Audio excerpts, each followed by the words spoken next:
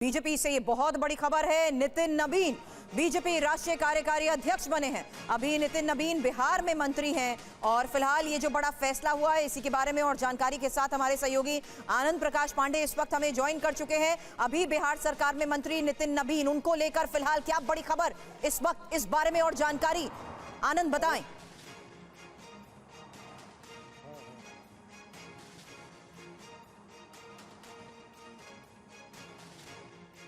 आनंद, आपको मेरी आवाज आ रही है तो बताएं, क्योंकि ये एक बहुत बड़ी खबर है।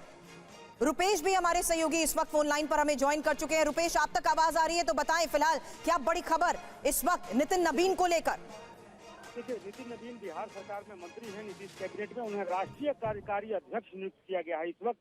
और नितिन नबीन का कद ये है कि उनके पिताजी भी बिहार सरकार में मंत्री थे, कद्दावर नेता थे, और उसके बाद से नितिन नबीन बिहार बीजेपी में भाजयुमो यानी कि भारतीय जनता पार्टी युवा मोर्चा से जुड़े रहे हैं। वो वार्ड स्तर के नेता, फिर वो युवा मोर्चा में आए, फिर बिल्कुल। और पटना की बांकीपुर सीट से 5 बार के विधायक रहे नितिन नबीन। बने रहे आप हमारे साथ। रुपेश हमारे सहयोगी पटना से हमारे साथ मौजूद हैं। आनंद प्रकाश पांडे भी हमारे सहयोगी इस वक्त दिल्ली से हमारे साथ जुड़ गए हैं। आनंद, एक बार फिर बीजेपी ने चौंका दिया। बिल्कुल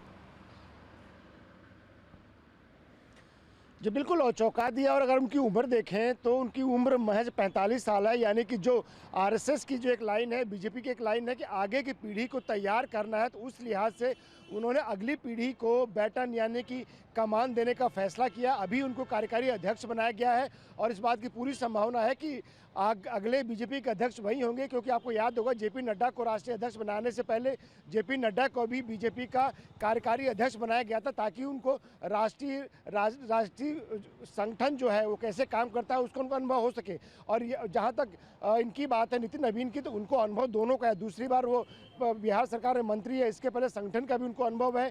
वो छत्तीसगढ़ के पहले सह प्रभारी थे और आज की तारीख में वो छत्तीसगढ़ के प्रभारी है, यानी कि उनको संगठन का भी अनुभव है। और जब वहाँ पे छत्तीसगढ़ में बीजेपी की सरकार बनी थी, प्रभारी वही थे, तो जाहिर तौर पर उन्होंने अपनी सांगठनिक जो क्षमता है उसका भी उन्होंने प्रदर्शन किया। और जिस तरह छत्तीसगढ़ में बीजेपी की सरकार बनी, तो ऐसे में बीजेपी ने जो एक तय किया है आगे पीढ़ी को कैसे कमान देनी है, वो उस लिहाज से नितिन नबीन को ये मौका दिया गया है। और एक अपर कास्ट को भी मैसेज देने की कोशिश है। वो कायास था, तो ऐसे में एक अपर कास्ट को भी मैसेज देने की कोशिश है कि जो बीजेपी को लेके अगर कुछ मिस इन्फॉर्मेशन चलती है कि बीजेपी अब अपर कास्ट को भूल गई, सवर्णों को भूल गई है, तो उस को भी काटने के तौर पे इस चाल को, इस धार को और इस रणनीति को देखा जा रहा है। और जाहिर तौर पर यह कहा जा रहा है कि अब जल्द ही संभवतः दो तरह की बातें कही जा रही है। कहा जा रहा है कि अभी खरमास खत्म होने 2 दिन का वक्त शेष है, तो या तो उसके पहले राष्ट्रीय अध्यक्ष के चयन की प्रक्रिया पूरी हो जाएगी, और नहीं तो लगभग 1 महीने तक कार्यकारी अध्यक्ष के तौर पे नितिन नबीन काम करेंगे। और फिर जैसे ही खरमास खत्म होगा तो उनको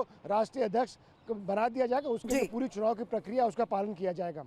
शुक्रिया। अब फिलहाल आनंद आप हमारे साथ बने रहें, क्योंकि रुपेश भी इस वक्त हमारे साथ है। रुपेश, ये फैसला जिस लिहाज से अभी लिया गया है, अभी तक हो रही देरी को लेकर सवाल होते थे, लेकिन जो बात समीर ने कही कि वाकई अब इनका नाम सामने आना भी एक बड़ा सरप्राइज साबित हो रहा है। हालांकि इनको मिल रही इस बड़ी जिम्मेदारी के बारे में और क्या क्या डिटेल और इस जिम्मेदारी को देखते हुए किस स्ट्रैटेजी को अपनाया गया है।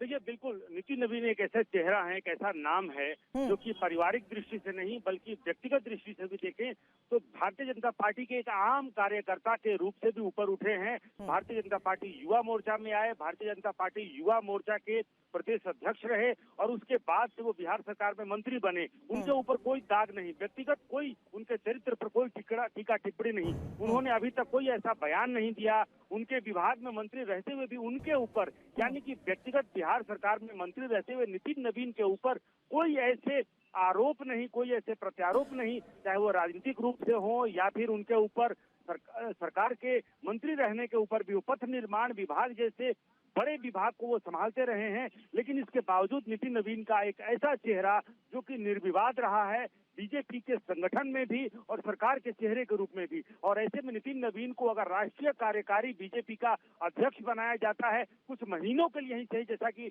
आनंद प्रकाश बता रहे हैं कि अगर उनको कुछ महीने के लिए भी भारतीय जनता पार्टी का राष्ट्रीय कार्यकारी अध्यक्ष बनाया जाता है तो बात होगी एक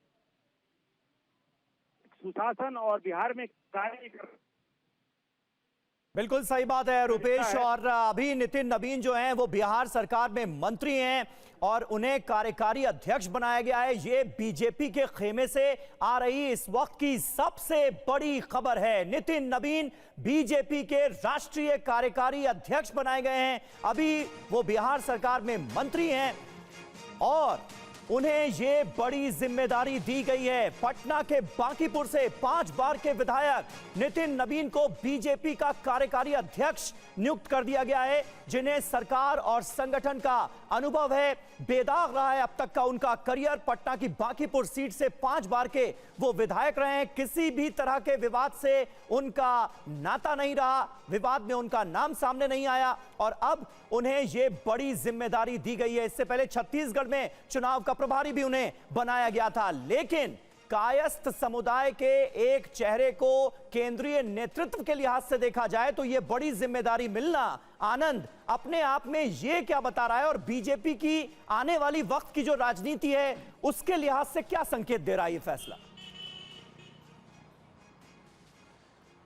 जी बिल्कुल, जिस तरह से आज की तारीख में करोड़ों बीजेपी कार्यकर्ता हैं, तो ऐसे में बीजेपी का फोकस ये है कि ऐसे व्यक्ति को कमान दी जाए जो उन करोड़ों कार्यकर्ताओं को आगे लेकर चल सके।